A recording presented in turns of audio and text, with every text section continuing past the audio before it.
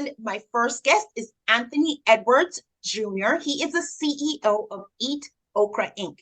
It's an operation that has a mobile app that shares Black-owned food establishments in the USA. Now, Eat Okra is trusted nationwide. They have a directory that lists almost 10,000 Black-owned restaurants, bakeries, cafes, food trucks, and bars and wineries across the US. And they now have partnered with major brands like Apple, Uber Eats, Pepsi, Cardi, and so much more. Anthony, thank you so much for joining me today. Hi, Trudy. Thank you so much for having me. I'm really excited to be here, have some nice dialogue with you and Kiara. I'm so excited to have you. My next guest is no stranger to PSI TV, Kiara H. So Kiara H of Fresh Factory. Kiara is a human capital management strategist, and she is the project manager for the Eat Okra app. And I am grilling them today. I am grilling them about how they created a high-performing team using primarily gig or temporary staffing. The world is now understanding that remote teams is a thing. Ever since COVID, organizations that never did remote work before suddenly realize this is a thing that they're going to have to deal with going forward. And leaders around the world realize how difficult it was to work with a remote team. And these were their employees. Now we're talking about gig workers, temporary workers, which is now a thing. And Kira's been doing this for a long time. So, and she pulled it together for Eat Okra. So that's why I'm grilling them for two reasons: to share with you, business owners, how you too can scale or get your projects completed using a format like this, or even better, using Kira's help, but also for my school. So many of you may know I'm a doctoral student, and I have to write a paper on team management, especially a high-performing team. And I'm like, oh, this is not something I totally believe in. I know they exist. I have been on one in my entire 57 years of living, one good team. All the rest were headaches. I do know they exist. And according to Kira, it happens for her all the time. So here's the thing. I'm going to be pulling information which will be used in my doctoral paper as well. So this show has two purposes. So bear with me, all right? Okay, so Kira also has a Roku TV channel. Guys, go check that out. Fresh Factory has a television channel on Roku, which we built for her. And that's partly why I'm tapping into Kira's expertise. It's maybe novel for the rest of us, but it is not novel for Kira. Kira, thank you so much for being our guest today. Thanks for having me. Really appreciate it. Awesome. So, Anthony, first set of questions for you. Anthony, your mobile app is Eat Okra.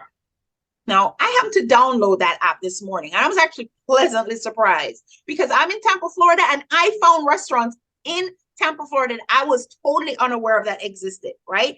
And I'm originally from Jamaica, and guess what? Jamaican restaurants were there. I was just totally blown away. So you have Jamaican restaurants and other cultural restaurants among your Black-owned restaurants and establishments. Anthony, what prompted you to put this app together? Eat Okra really started as a hobby project. In 2016, my girlfriend, now wife, suggested, why don't you build an app for us to find and support some Black-owned restaurants right here in Brooklyn, which is a new city to both of us.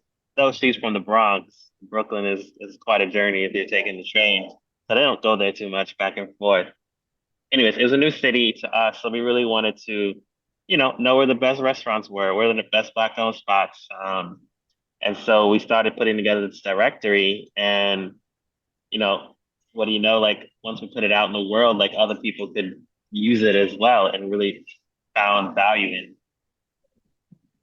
Yes, I would agree. That is, and I don't want to date stamp this, but this is a Black History Month. So this is a fantastic time to be featuring your app.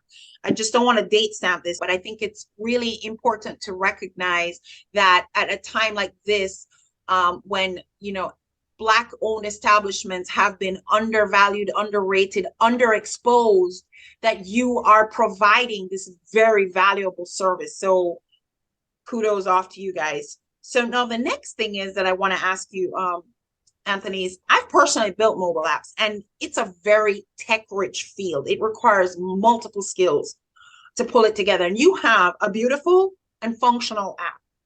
Now I know Kiara is part of that project. You hired Kiara at Fresh Factory to deal with that. What's it like working with Kiara?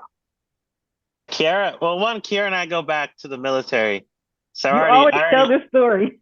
I already understand her pedigree. And at a time when okra really started trending and really becoming known, really became like even a lifeline to certain restaurants, I've been told. Eat Okra went from having 3,600 restaurants to now receiving 8,000 restaurants, and for us to add to our directory. And that was in 2020. And so Kiara, she's been following along the journey of Eat Okra, and she was like, "Yo, you need help?" I said, "Yes, I need help." And she whipped up a team together to knock out those 8,000 restaurants that were submitted to us, because each one takes 10, 15 minutes to do individually. And that's a list I'd still be going through today had I not, relied on other people to really be involved and, trusted them with that data, because it's really like our bread and butter of our business.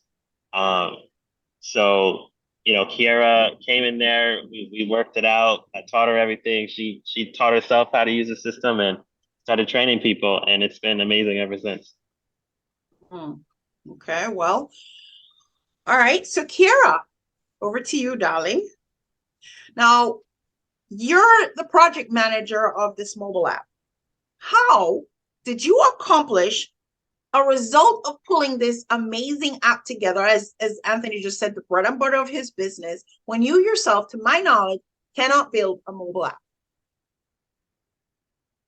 So, first of all, thank you so much, Anthony, for trusting me. I really appreciate that, because he knows I am not like a classically trained technical person. So specifically, the task that we manage for Eat Okra is the data team. And the data team handles the input of those restaurants, the verification of those restaurants to assure that they're Black owned, and to take in the customer service part where you're interacting with people who have, you're interacting with the app and they send in an email. We'll talk back and forth with them as well. So some of it is just having to get the knowledge on your own, having the desire to want to know. So he can teach us so much, right? But then I have to have the desire to want to dig down, to find bugs, to find issues as we're growing, because as a company that's growing at a specific speed, you got to catch things as they're breaking or happening or whatever, and have a good communication line. And one thing about it is that Anthony's going to respond. He says, "Hey, if I have this problem, if you got this problem, let me know. And then I'm going to get right on it so that things can continue to grow." And the technical piece is using the correct tools and going to find what works the best. So we've gone through several iterations of tools that worked at a different time period, but we have to always be pushing the envelope, trying to find out, well, what's next, what technology is coming next down the line. And he's going to do his end, but also I have to do my end also, because it's something that I really want to do well. So I'm doing the research. So, yeah, but you worked with a team. You talked about this team. Tell us about this team. So this team is made up of people that I've trained from basic customer service. So they had no knowledge about this app because they didn't know the app existed, right? So I have gotten the training from Anthony. Anthony says, "Hey, this is how it works. Go from there." And were they Anthony's employees that you were training, your employees? What kind of people are these? These are gig workers off the internet. These are like totally third-party individuals who know nothing about any of these things, not tech background, not any specific background, just like, just general workers. People. That's what Fresh Factory has been doing for a while, correct? Correct. So for us, it's just more of the people who have different types of skills that we think when put together can create a team that would be effective. There's no two people that are alike, but maybe someone is interested in tech.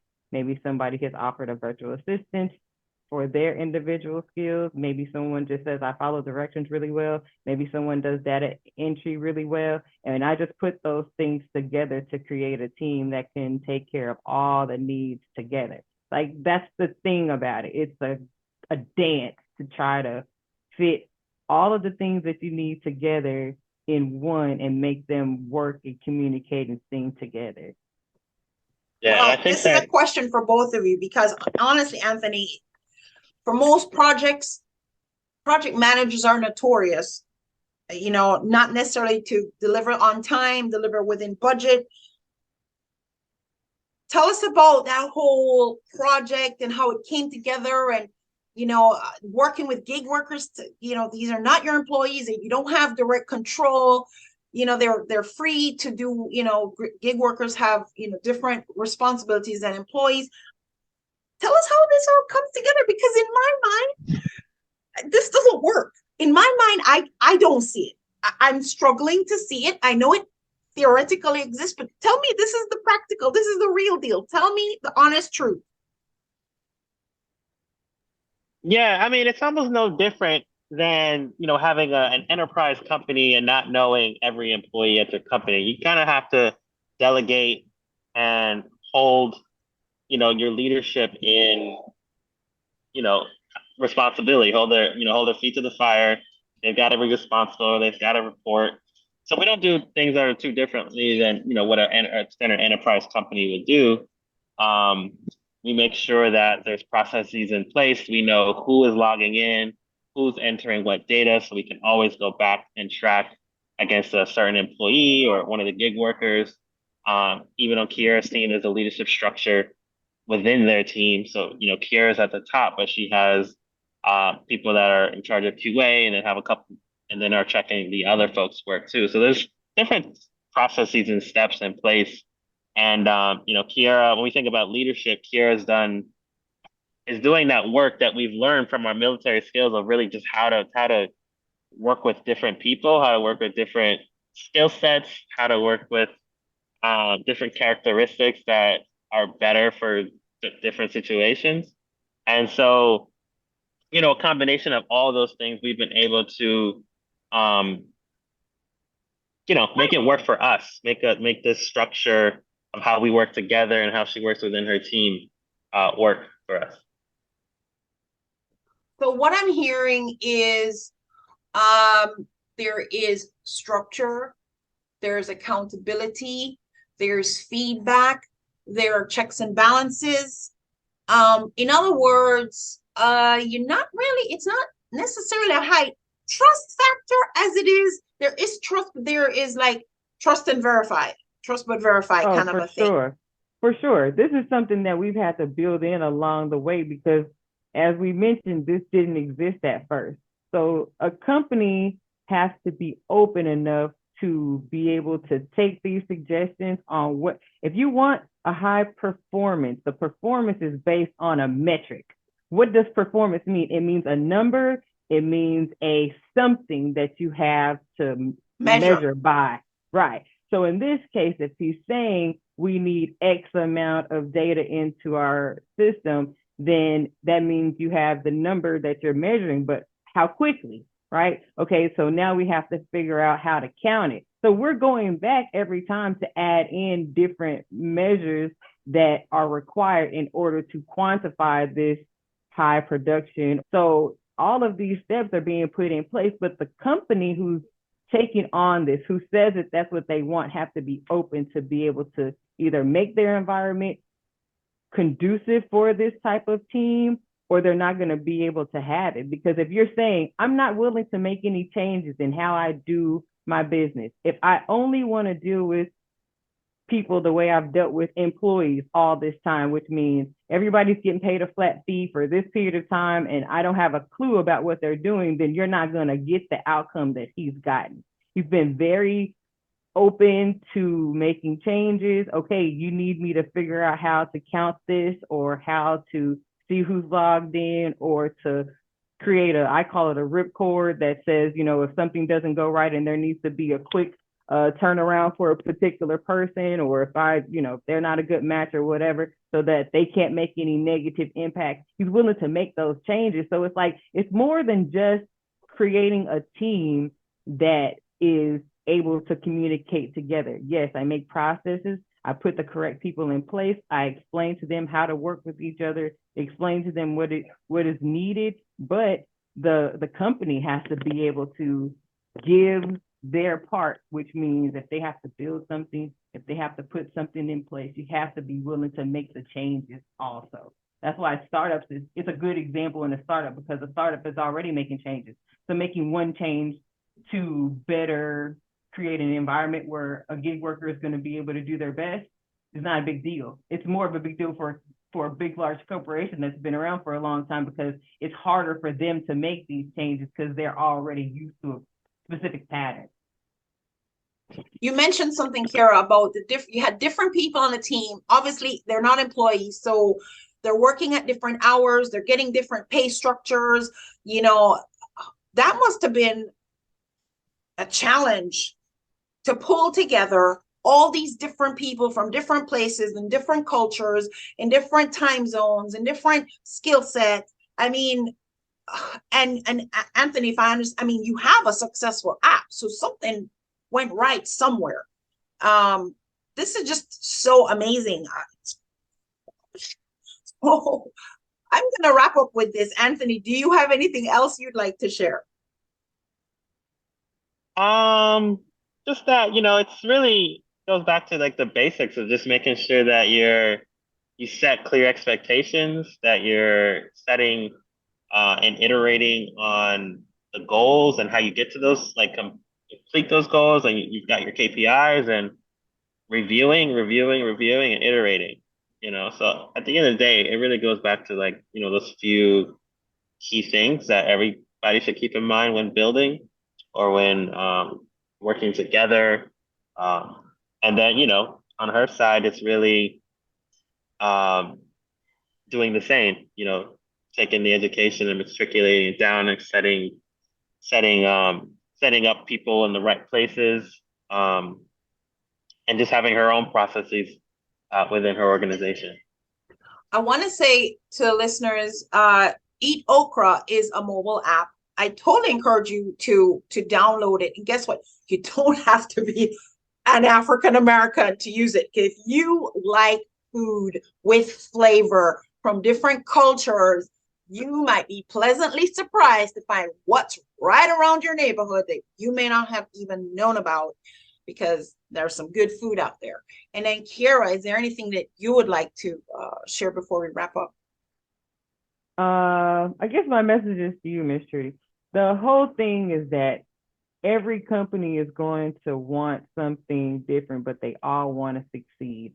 And not every company should go about managing the use of different skill sets alone. So you have to ask yourself, if you are a company that wants these great outcomes from a different group of people, that it may be a temporary thing, it may be you're trying to just test out a specific project to see how it goes, or maybe you're just trying to do business a different way, you want to try a different pay structure. You may be able to get these outcomes, but you may not be the person that should manage it. It's possible that hiring out is totally fine. I don't know that Anthony wanted to do this on his own. I don't know that this is some project that he wanted to manage, but having trust in another person to get the outcome that he wanted was another key feature. And that's going to be the same for any business owner. If you want these outcomes, you can have them, but you may not be the person to manage the actual project itself. You might just have to trust someone who is already confident that they can make it happen, and then you can still receive the outcome that you want. And I'm going to tap onto that because, ladies and gentlemen, a lot of companies are wanting to scale without wanting to have to hire a full-time HR person, hire a full-time team, spend the money on the footprint to put them in an office and provide all the equipment. So what Kiara does is like your remote HR person for gig workers who are going to have their own equipment in their own space. So that is one way, which is one of the things I wanted to share with you, that from the TV side, that this is a way, business owner, that you could potentially quickly scale without having to really go on, figure it all out on your own. So I also want to share with you that Kiara has a book. What is the title of your book, Kiara? Okay, let me just say this. It was actually her guideline for her clients, which I convinced her to turn into a book and make available. So let's put it that way. So have you come up with a title for it yet? It's a boss book, by the way. It's a boss compilation, by the way, guys. What is do you have a name for it yet? Thank you. So I'm calling it a Millennial Human Capital Manager's Guide to the Gig Economy. There you go. There you go. And